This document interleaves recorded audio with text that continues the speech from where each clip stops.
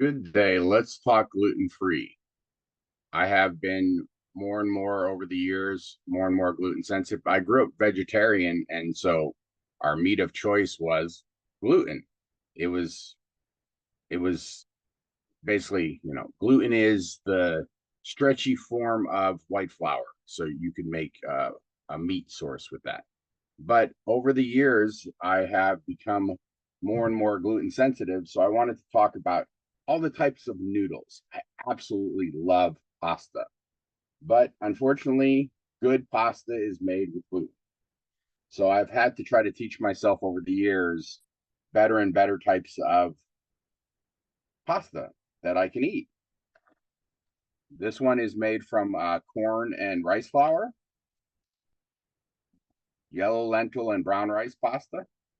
The one thing I found out, so usually when I make pasta, um, spaghetti, I'll like cook it and then I'll let it set there to soak up the extra moisture. And these will all um get too soft and break.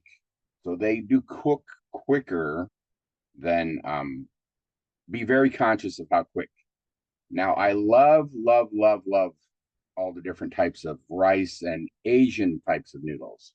Now, because I'm only gluten sensitive, I can every once in a while have some buckwheat noodles. These are local, river to river, fresh made, um, lower in gluten. The problem is, like, if you buy soba noodles, be careful because a lot of them they actually add wheat flour. It's not just buckwheat. I really like the chickpea stuff because it's high in protein, and so and red lentil too, high in protein. And so, different shapes. Got some penne and that pronounced fusilini. What I love about Italian pasta is, there's hundreds and hundreds of shapes. But my favorite is rice noodles. You can buy like all these different packages. If you go to a store, like an international store, and you just squeeze them, you can feel the ones that are like the fried gluten noodles versus the rice noodles. The rice noodles are kind of softer. You can feel, and so here's a pad thai mix with the nice thicker noodles. Um, I think this is Vietnamese, no?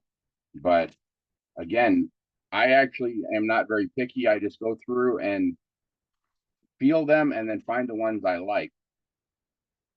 This one I grabbed, this was unique. It says duck flavor. And then, of course, crab, shrimp, chicken. This one's bean thread. So this is bean thread is mung beans. You can literally put this not in water, but what I like to do is if I make like a stir fry, I will throw this on the top of the stir fry, and in like 2 minutes, it gets steamed and turns perfect. But if you, any of these rice noodles, if you cook more than a couple minutes and or leave in the water, they will turn mushy. So it's all about cooking them quickly and cooling them down quickly so they don't turn mushy. Again, if I ever have extra moisture in anything, I can throw it in there, but then I have to remember to take the noodles back out before they turn mushy or start breaking down. So I tend to make what I call maybe a wet omelet, where I'll do a stir fry of anything, plop an egg on top, and then my add-on is pour water in it. So I kind of burn the stuff or crisp the stuff on the bottom. And right about before it gets too stuck to the pan, I'll pour liquid in. It can be broth, but um, you can just pour water in because you get the flavor of the onions or whatever you're frying. And then I'll put a noodle on the top to let it steam and just put the lid on for like, and then just set my timer for a couple minutes. So I can just set it and then, turn it on, set the timer. Oh, it won't come on. There's no pot there because it's induction. But see, it says no pot. But I can just set the timer for 2 minutes and then come back. So some of my favorite noodles.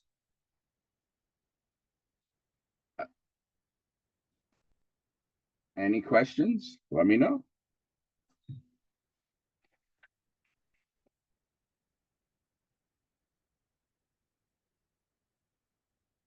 I do like the ones that are high protein because I tend to want some extra protein.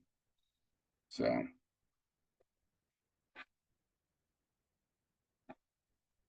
feeding others is love.